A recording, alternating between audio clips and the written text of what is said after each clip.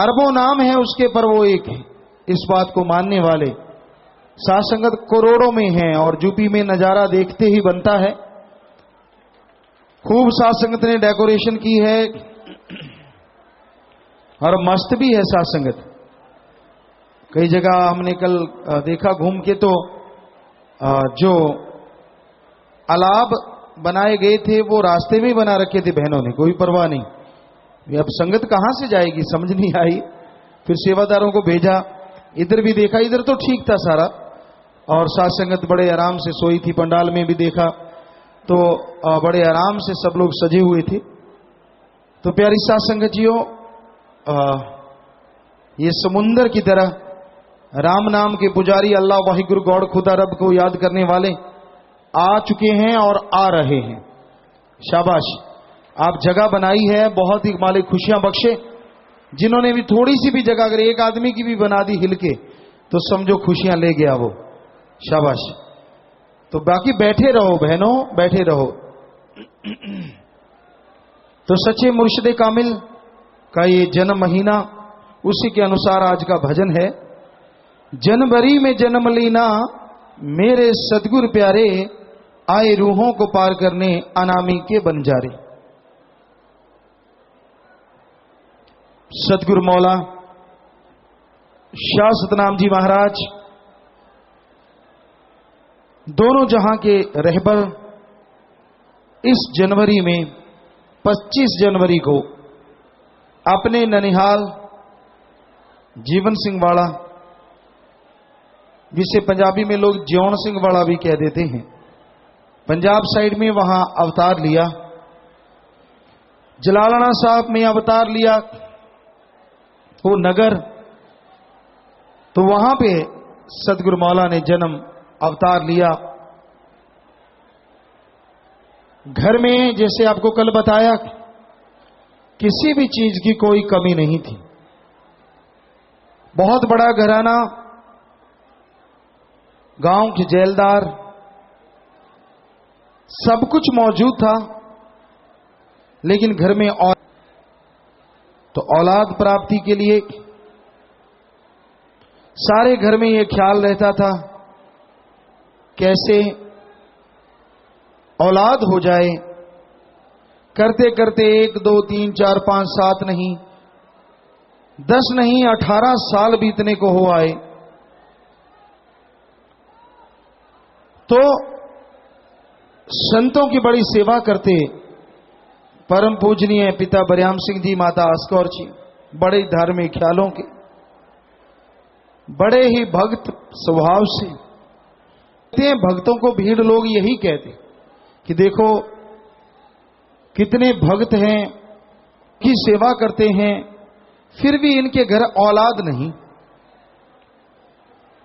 तो एक बार एक संत ने यही कहा जब सेवा की पूजनीय माता जी ने, कि भक्तों आपके घर रब्बी जोत आएगी, आप घबराओ मत।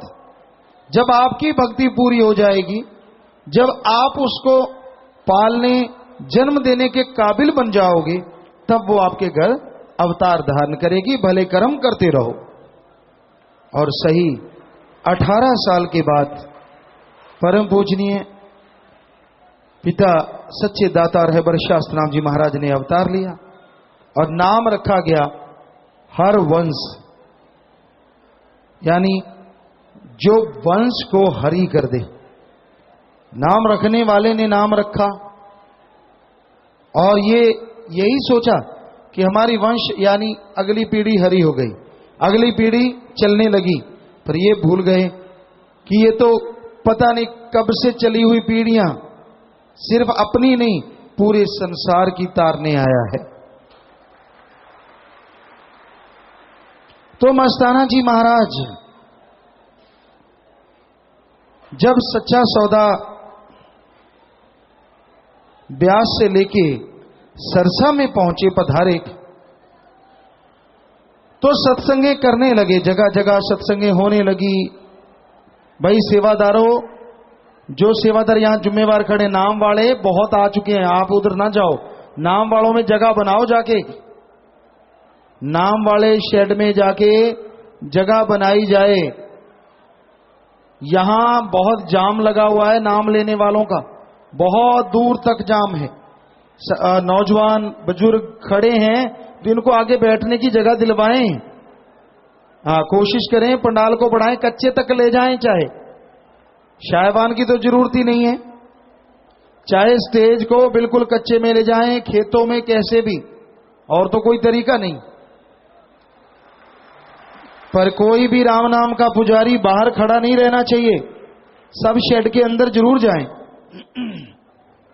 आप उतावले ना हो, जो आप नाम लेने आए हैं फिक्र ना करो, हमारा काम ही है आपको राम नाम जरूर बता के छोड़ेंगे, अल्लाह मालिक से जरूर जोड़ेंगे। तो किसी भी तरह जो भी जगह पंडाल में बनती है, जिस तरह बढ़ती है, रास्ते को छोटा करके और कच्चे में करके साथ संगत को, तो ये आप हमारी बात सुने और ध्यान दें। जल्दी से ये कार्य जिम्मेवार जाके वहां करवाएं, क्योंकि सत्संग में भंडारे में बैठने वाले बहुत संगत है, बैठ चुकी है, बहनें तो अभी भी खड़ी हैं। हालांकि बहनों का पंडाल भाइयों से बड़ा है, पर इस बार तो बहनें भी पीछे खड़ी हैं, बैठने को शायद जगह नहीं, पर फिर भी कोशिश करो बहनों, बैठ जाओ। बैठते जाओगे आपके पीछे वाले भी बैठेंगे। तो वहीं आते हैं शाह मस्ताना जी महाराज, सच्चा सौदा सरसा में लेके आए, बड़ी धूम मची। एक फकीर आया है, शमशान भूमि में बैठ जाता है, हड्डियां उठाता है तो गोल्ड सोना बन जाता है, नोट बांटने लगता है तो बांटता ही चला जाता है। ऐसा फकीर, चर्चा होने लगी, लोग सत्संगे करवाने लगे, और साईं मस्ताना जी महाराज कहीं पैदल जाते, कहीं ऊंट गाड़ी पे जाते, कहीं गाड़ी पे जाते, जैसा कोई साधन होता सत्संगे करने जाया करते। तो एक बार सरसा से पैदल जा रहे थे जलालाना साहब की तरफ, तो रास्ते में एक पेड़ आई, पदचिन्ह आए, मस्ताना जी महाराज रुक गए। हाथ में डंगोरी थी, लाठी थी, और लाठी से जो पदचिन्ह था, पैरों का निशान था, उस पे सर्कल कर दिया, यूं ऐसे घुमा दिया गोल गोल। साथ में जो सेवादार थे, कुछ लोग थे, 10-15 जो भी, तो कहने लगे साईं ये क्या कर रहे हो? कहते बड़ी इधर आओ। सभी लोग आ गए, अरे आपको रब की पैड़ दिखाते हैं, रब की पैड़ दिखाते हैं। सारे दौड़ के आए, भी रब की पैड़, रब की पैड़ कैसी होती है? देखा, खूबसूरत चरणों का निशान, लंबे लंबे पांव, बहुत ही खूबसूरत। पर उनमें से एक सज्जन कहने लगा, मस्ताना जी ये तो आपको भरम पड़ गया, ये पैर तो हमारे गांव के नंबरदार हरवंश सिंह जी हैं, ये उनके पैरों का निशान है, अभी यहां से गए हैं। कहने लगे नहीं बरी, नहीं बरी, ये तो रब की पैड़ है, रब की पैड़ है, रब की पैड़ है। कुछ नहीं माना उनमें से कि जब साईं जी कह रहे हैं। पर कई होता है कि यार साईं जी को पता ही नहीं, पहली बार इस इलाके में आए हैं, इसलिए ऐसे ही कह रहे हैं, थोड़ी पैर बड़ा है, अलग तरह का है, इसलिए थोड़ा इन्होंने कह दिया। तो कितनी देर पहले साईं दाता रहबर ने ये साबित कर दिया कि पूत के पांव पालने में नजर आते हैं। वो वाली बात लोगों को पता चलता था, घर में भी पता चलता था, पर कोई मानता नहीं था। और इससे बड़ी बात और क्या हो सकती है कि एक मालिक सदगुरु दाता रहबर ये साबित कर दें कि ये रब की पेड़ है। अभी नाम भी नहीं लिया था शास्त्राम जी महाराज ने। तो सदगुरु दाता को जब जाहिर करना था तो घूकियावाड़ी हरियाणा में है, वहां सत्संग कर रहे थे मस्ताना जी महाराज। तो बेपरवाह शास्त्राम जी महाराज जी वहां पे आए हुए थे।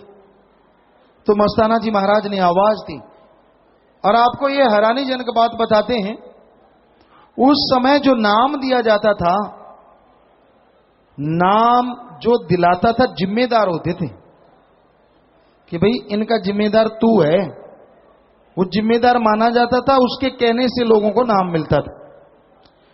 तो जिम्मेदार बनाते थे जिसने पहले नाम लिया होता है, उसको बनाते थे कि भाई तू इनको नाम दिला रहा है, ये भलाई पे चले, नेकी पे चले, इनकी जिम्मेदारी है तेरे को, जामुन कह लो, जिम्मेदार कह लो। तो हैरानीजनक बात ये कि परमपिता शास्त्राम जी महाराज ने उससे पहले नाम नहीं लिया था, पर बहुत लोगों को नाम दिला चुके थे जिम्मेदार बनके, जो अपने आप में एक अलग बात थी उस समय के अनुसार। तो घुकियावाड़ी में सत्संग हुआ, नाम देने लगे, तो मस्ताना जी महाराज ने शास्त्राम जी महाराज को आवाज दी कि भाई इधर आओ। बेपरवाह जी खड़े रहे कि शायद आसपास वाले को बुला रहे, कहते नहीं भाई ये लंबे सरदार जलालना के इधर आओ। तो बेपरवाह जी चले गए। मस्ताना जी कहते आओ, आज आपको नाम देने का हुक्म हो गया है, आप हमारे पास मूढ़े के पास बैठो। बेपरवाह जी ने सोचा कि चलो लोगों को जानबूझ के उनका भ्रम निकालें कि भाई बड़े घर से हैं इसलिए शायद आगे। कईयों ने, दूसरों ने भी सोचा इसलिए इनको आगे बिठाया, ये बड़े घर से हैं। तो फौरन मस्ताना जी महाराज जानी जान कहने लगे कि भाई आपसे कोई काम लेना है रूहानियत का, इसलिए आगे बिठा के नाम दे रहे हैं, आपको जिंदा राम का लीडर बनाएंगे, लीडर बनाएंगे। तो सभी ने सोचा भाई ये क्या कहा है, हालांकि सीधे साधे अल्फाज हैं, बिल्कुल स्पष्ट, जिंदा राम का लीडर बनाएंगे, इससे बड़ी बात और क्या कही जा सकती है, बिल्कुल ही सीधी सी बात। तो कुछ लोगों ने समझा, सत्कार पैदा हुआ अंदर, और कई नहीं मानने वाले भी होते, कितना भी समझा लो, नहीं मानना तो नहीं मानना। तो फिर नाम दिया गया, और नाम देते ही बेपरवाह जी ने फिर नाम बदला, जब गुरगद्दी पे बिठाया कि भाई आज से इस आत्मा को परमात्मा किया, और नाम सतनाम, वो जिसको लोग ढूंढते ढूंढते मर गए लेकिन मिला नहीं, हमने आपके सामने जाहिर कर दिया है। वैसे सत्य यानी सच, ओम, हरि, अल्लाह, गॉड, खुदा, वाहिगुरु, सुप्रीम पावर, और नाम यानी बाय नेम, उसको बुलाना। तो उसके लिए दुनिया ढूंढ रही थी, कैसे है, कहां है, कब मिलेगा। तो साईं मस्ताना जी महाराज बोले जिसे ढूंढ रहे थे सामने। तो सच्चे दाता रहबर शास्त्रनाम जी महाराज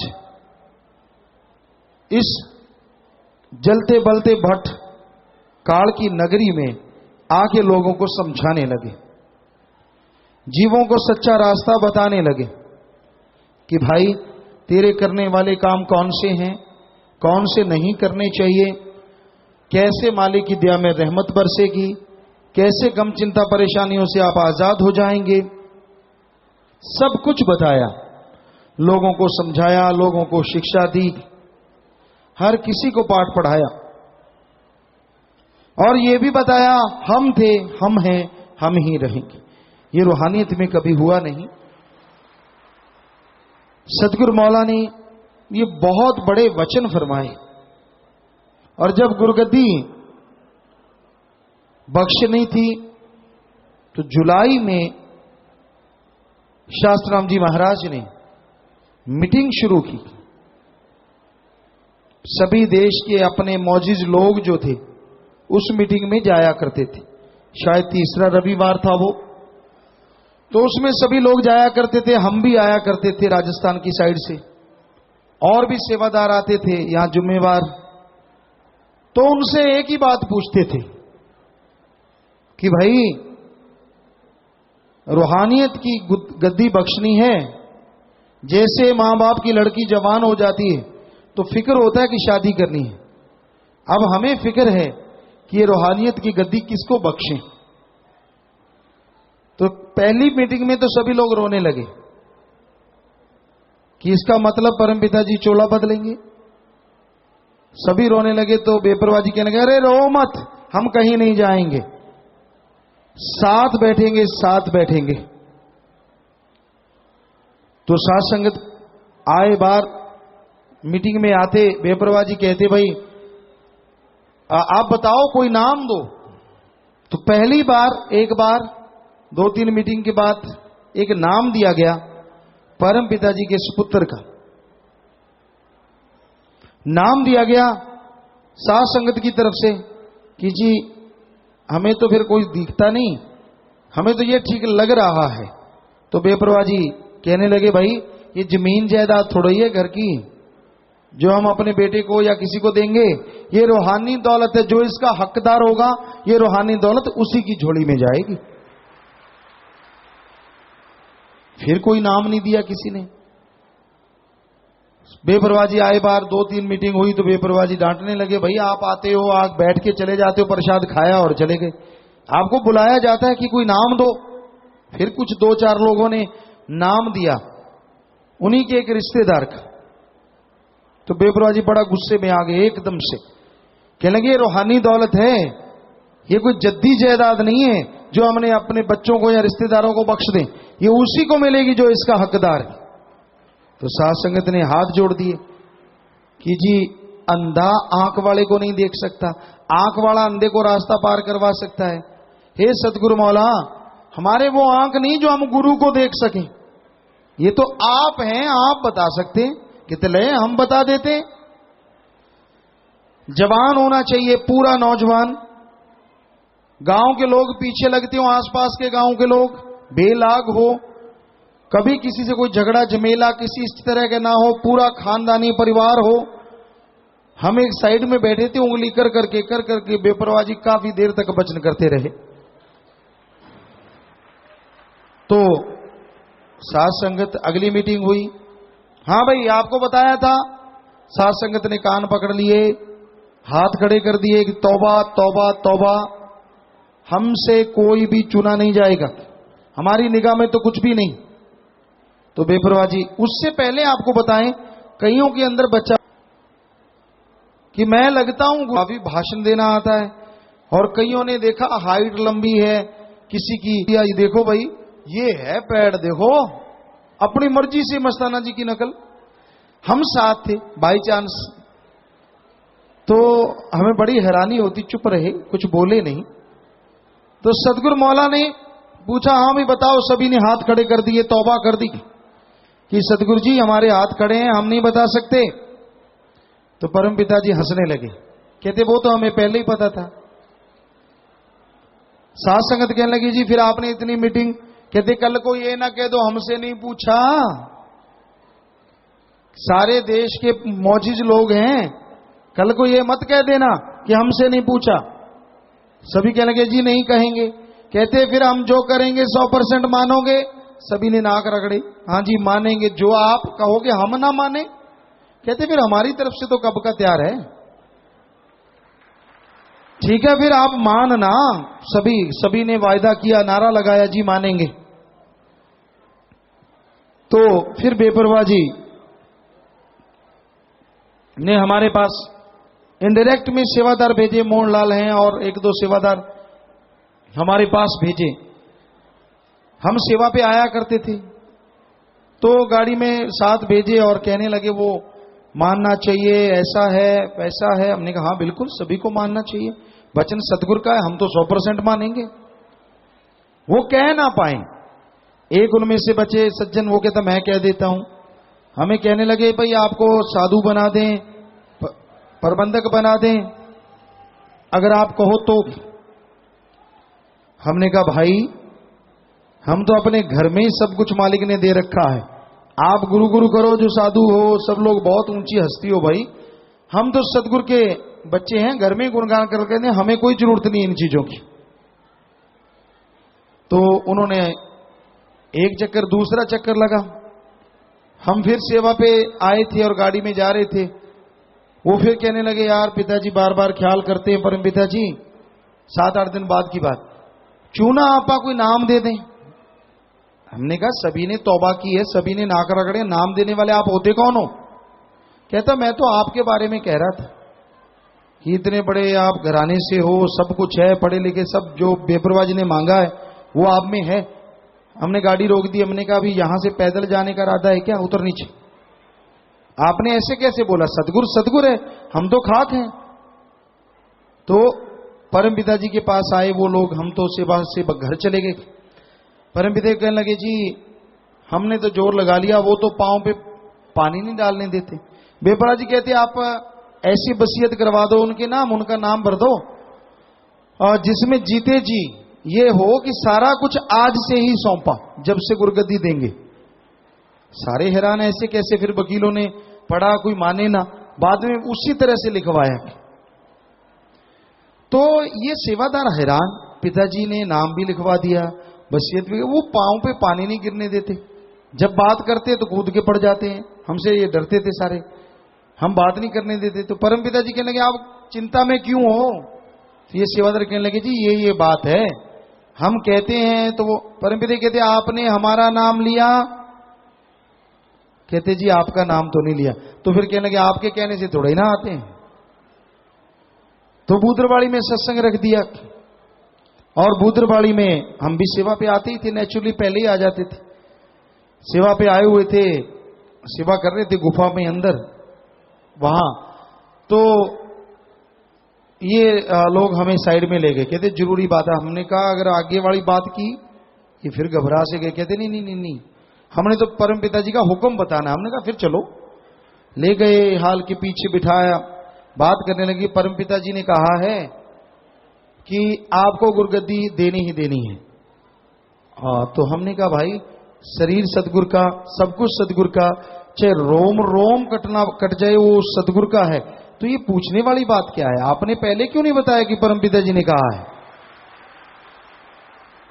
इन्होंने जाके परम पिताजी को बताया कि जी ऐसे ऐसे अब तो ये बात हुई है, और वो मिलना चाहते। हम गए, हम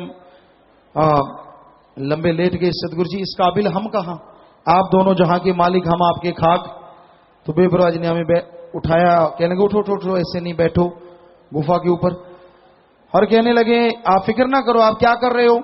हमने कहा जी अभी अभी बड़ा खेत है, 2-3 ट्रैक्टर लगाए हुए थे, कराव लगा रहे थे, समतल कर रहे थे जगह ताकि पानी लग जाए। कहने लगे ठीक है आप बेफिक्र हो के वही काम करो, आपको बुला लेंगे जब बुलाना हुआ।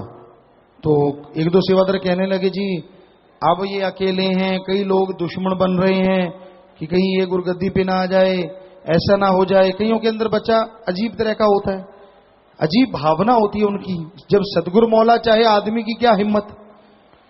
तो कोई कुछ, तो बेपरा जी एकदम लेटे लेटे एकदम झट से बैठे हो गए, और यूं हाथ खड़कना, हाथ से इनको बब्बर शेर बनाया, कोई हवा की तरफ नहीं देख सकता। आप जाओ बेफिक्र हो गए। और हम सतगुरु जी से दुआ करके अपने बेपरा जी के वचनानुसार घर आ गए। ट्रैक्टर थे खेतों में, कराव शुरू कर दिया। दिन रात कराई की सेवा कर रहे थे, हम अपना खेत संवार रहे थे।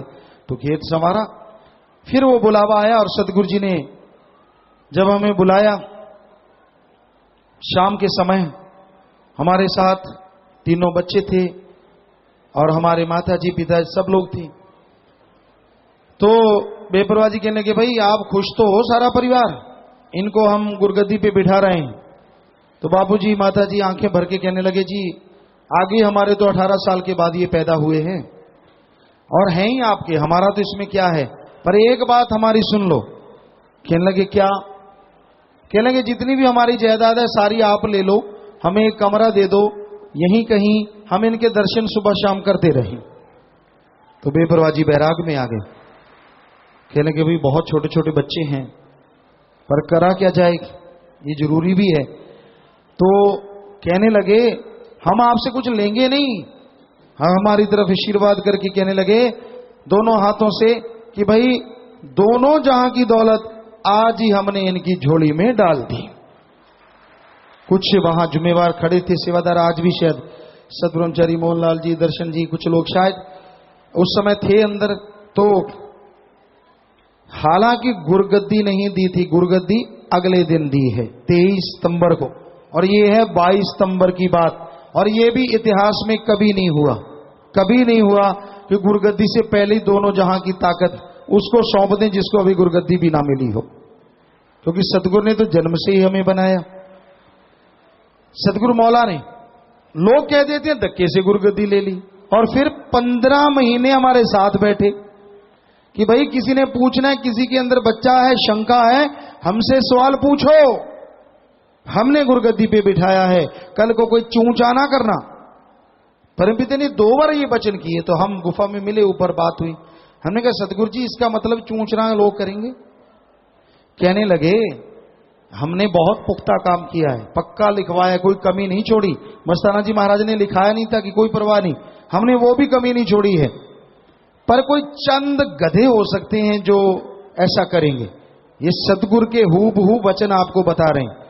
और उन चंद में आप जानते हैं, आज कहते हैं बड़ी मीटिंगें हुई उनकी कि आपा सदगुरु की निंदा करें, फकीर की निंदा करें। बाद में कहते मीटिंग में कोई सत्संगी भी था कि फिर सारी संगत टूट जाएगी जब आपा शोर मचाएंगे, निंदा करेंगे। कहते फिर कहते गुरु चाहिए। एक गुरु तो चाहिए ना, जब आपा निंदा करेंगे संगत टूटेगी, संगत आएगी किसके पास? कहते गुरु बनाए किसको?